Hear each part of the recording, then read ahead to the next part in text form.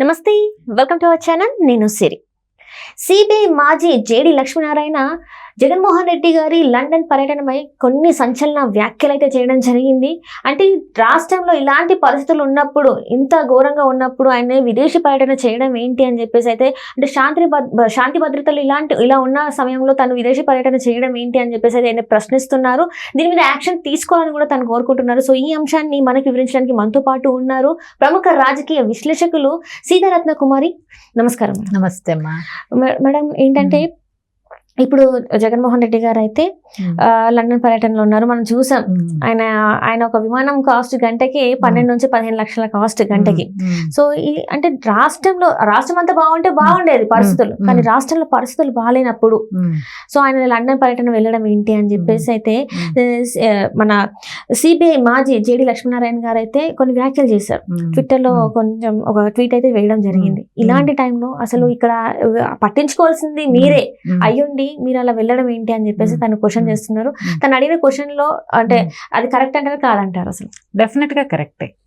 ఎందుకంటే జేడి లక్ష్మీనారాయణ గారు is a decent politician. ఆయన సిబిఐ మాజీ డైరెక్టర్ గా చేశారు. So he knows law and order కానీ సిచ్యుయేషన్ కానీ ఎవ్రీథింగ్ నాలెడ్జ్ అనేది ఉంది. అయితే ఇప్పుడున్న పరిస్థితుల్లో ఏంటంటే ఆయన ఈ వ్యాఖ్యలు ఎందుకు చేయాల్సి వచ్చింది అని మనం విశ్లేషణ చేస్తే కనుక ఆంధ్రప్రదేశ్లో సిచ్యుయేషన్ నార్మల్గా అయితే లేదు, కొంచెం హీట్గానే ఉందని చెప్పాలి. అంటే మామూలు సమ్మర్ హీట్ కాదు, పొలిటికల్ హీట్. సో దానికోసం ఏంటంటే ఇప్పుడు ఈవెన్ ఇంటెలిజెన్స్ రిపోర్ట్స్ కానీ ఏదైనా కూడా ఆంధ్రప్రదేశ్లో ప్రత్యేక బలగాలను దించడం కానీ స్పెషల్ ఫోర్సెస్ని రంగంలోకి దించడం కానీ ఆలోచనలో ఉన్నారు. అయితే ఇప్పుడు జరిగినటువంటి ఎలక్షన్స్ రోజున జరిగినటువంటి హింసాత్మక ఘటనలను కనుక మనం చూస్తే, అల్లర్లు కానీ మాచర్లు కానీ తాడిపత్రి కానీ ఎక్కడ చూసుకున్నా కూడా కొన్ని చోట్ల చాలా సంఘటనలు సీరియస్గానే జరిగినాయి. ఒక్క మర్డర్స్ జరగలేదు, కానీ రెస్టాల్ కార్లు బద్దలు కొట్టడము, కుర్చీలు తీసేయడం, ఈవీఎంలు ఇసురు కొట్టడము, ఇలాంటి హింసాత్మక సంఘటనలు అనేవి మనం మొన్న చూసాం ఎలక్షన్స్లో. సో నివురుగప్పిన నిప్పులాగా ఉంది కొన్ని ఏరియాస్లో. ఎట్లా రాయలసీమ అటు మొన్న పెద్దిరెడ్డి గారిని కానీ లేకపోతే జేసీ ప్రభాకర్ రెడ్డి గారిని బయటికి పంపించేయడము, నేను ఒక లేడీని తెలుగుదేశం పార్టీ ఏజెంట్గా నుదుటి మీద గొడ్డలతో కొట్టడం కానీ, ఇవన్నీ ఏంటంటే రాష్ట్రంలో ఉన్న పరిస్థితి ఏ విధంగా ఉంది అనేది కళ్ళకు కట్టినట్టు ఈ పరిస్థితుల వల్ల మనం అర్థం చేసుకోవచ్చు. ఇటువంటి పరిస్థితుల్లో ఇంకా రేపు నెక్స్ట్ 4వ తారీఖున ఎన్నికలు కౌంటింగ్ ఉన్న సందర్భంలో ఎవరు గెలుస్తారు, ఆంధ్రప్రదేశ్లో ప్రత్యేకమైన రాజకీయ పరిస్థితులు ఉన్నాయి. ఎప్పుడూ కూడా మిగిలిన రాష్ట్రాల్లో కన్నా కూడా ఎప్పుడూ లేని విధంగా ఈసారి హింస ప్రజ్వరిల్లడానికి దారి తీసినటువంటి కారణాలని మనం చూస్తే కనుక రెచ్చగొట్టే విధానం, మా పొలిటికల్ పార్టీస్ అధికారంలో ఉన్న వాళ్ళు పెట్టరేగిపోవడం, బాధితులు అపోజిషన్ పార్టీలో ఉండడం, పోలీసు వ్యవస్థ అధికార పార్టీ యొక్క వర్గాల్ని సపోర్ట్ చేయడము. వెరస్ ఏంటంటే ఆంధ్రప్రదేశ్లో ఒక అలాంటి టెన్స్ వాతావరణం ఉంది. ముఖ్యంగా ఏంటంటే రూరల్ ఏరియాలో, అంటే పల్లెటూర్లలో, విలేజెస్లో ఇవి ఇంకా ఎక్కువ ఉంటాయి. పట్టింపులు కానీ లేకపోతే ఒక వర్గం ఇంకొక వర్గాన్ని కొట్టుకోవడము. కొన్ని ఏరియాస్ వల్ల అయితే గొడ్డళ్ళు అన్ని కూడా రెడీగా పెట్టుకుని ఉంటారు. ఎప్పుడు ఎవరు అటాక్ చేస్తే మనం కూడా అటాక్ చేయడానికి రెడీగా ఉండాలి అన్నట్టు. సో ఇటువంటి సిచ్యుయేషన్ ఇప్పుడు ఎలా ఉంది, సర్వే రిపోర్ట్స్ అన్ని కూటమి వస్తాయి అధికారంలోకి అని అనుకుంటున్నారు. సో ముందే అసలు అధికారంలో ఉన్నప్పుడే అపోజిషన్ వాళ్ళ మీద విపరీతమైన అటాక్స్ చేసినటువంటి ఇష్యూస్ని మనం చూసాం. రేపు మనం ఓడిపోతామేమో అనే ఒక ఊహ వచ్చినప్పుడు దాడులకి తెగబడరు అని అనడానికి ఎక్కడ ఇది లేదు కదా. తెగబడటానికి ఎక్కువ అవకాశాలు ఉన్నాయి. ఓడిపోతున్నామనే ఒక ఫీలింగ్ వచ్చింది అనుకోండి, దాడులకు తెగబడటానికి అవకాశం ఉంది. అంటే ఒకవేళ గెలుస్తాము అన్నా కూడా దాడులకు తెగబడతారు. ఎందుకంటే ఈ 5 సంవత్సరాల చరిత్ర ఆ విధంగా ఉంది. ఎందుకంటే అపోజిషన్ మీద కేసులు పెట్టడం, ఇరికించడం, కార్యకర్తల్ని కొట్టడం, వాళ్ళు ఇష్టం వచ్చిన రీతిగా వాళ్ళు ఇష్టారాజ్యంలాగా ఒక గుండా రాజ్యం, ఒక రౌడీ రాజ్యం వెళ్ళిందని చెప్పాలి 5 ఏళ్లలో. ఎందుకంటే ఇటువంటి సిచ్యువేషన్ మనం ఎప్పుడు చూడలేదు. సాక్షాత్తు చంద్రబాబు నాయుడు గారిని జైల్లో పెట్టిస్తే దిక్కు లేదు. మన సామాన్య ప్రజల పరిస్థితి ఏంటి? గ్రామాల్లో ఉన్నటువంటి 2 పార్టీల మధ్య ఉండే గొడవలకు ఎవరు రెస్పాన్సిబిలిటీ తీసుకుంటారు? ముఖ్యమంత్రి ప్రధానమైన బాధ్యత, హోమ్ మినిస్టర్ హోమ్ మినిస్టర్ తర్వాత ముఖ్యమంత్రి, ఇద్దరిది. రాష్ట్రంలో లా అండ్ ఆర్డర్ సిచ్యుయేషన్ని కంట్రోల్ చేయడం అనేది రాష్ట్ర ప్రభుత్వం యొక్క ప్రధానమైన బాధ్యత.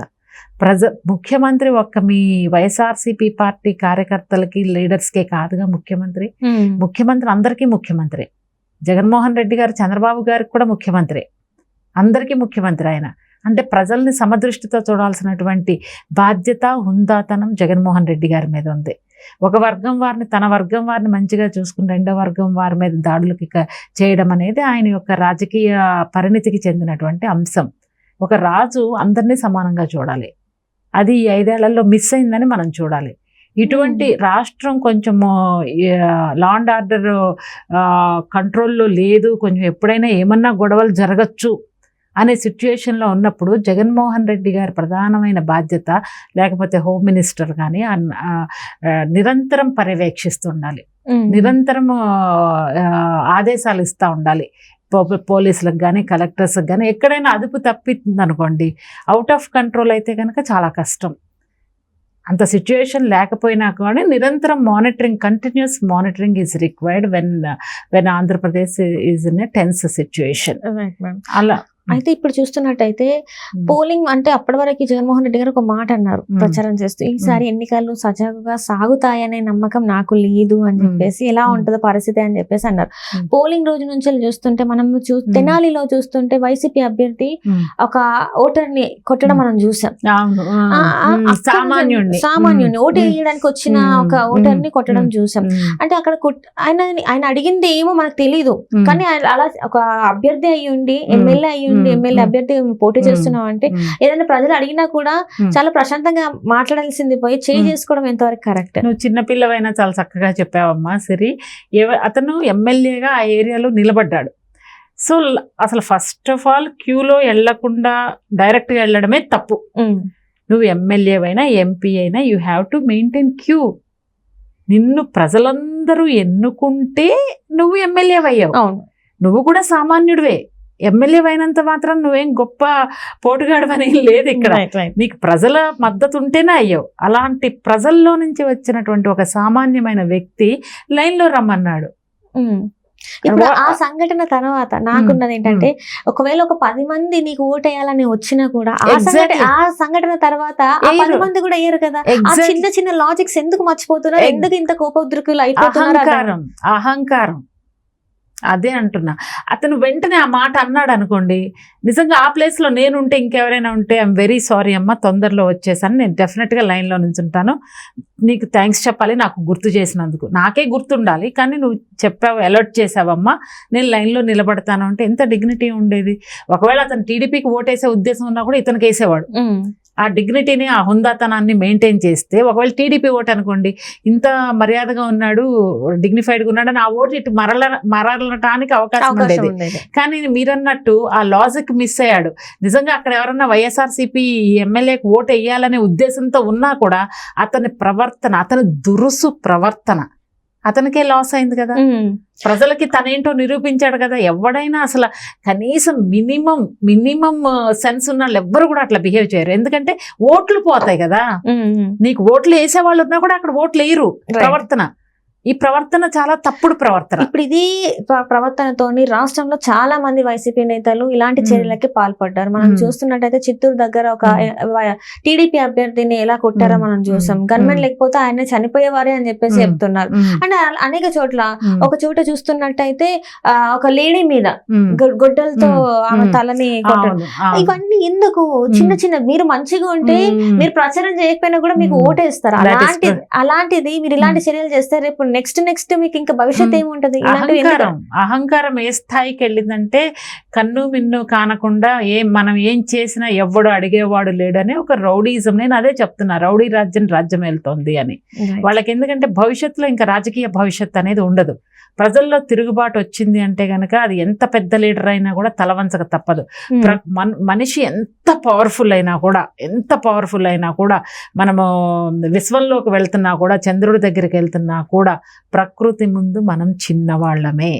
ద సేమ్ వే పొలిటీషియన్స్ కూడా విర్రవీగితే గనక, ప్రజలు తలుచుకుంటే, ప్రజల ముందు నువ్వు చాలా చిన్నవాడివే ప్రజలకు ఎప్పుడూ కూడా అణిగిమణిగానను వినయ విధేయతలతోటి సర్వీస్ చేయగలిగే లీడరే లాంగ్ టర్మ్ పాలిటిక్స్ లో సస్టైన్ అవుతారు. Right madam, right. Thank you so much. Thanks అమ్మా.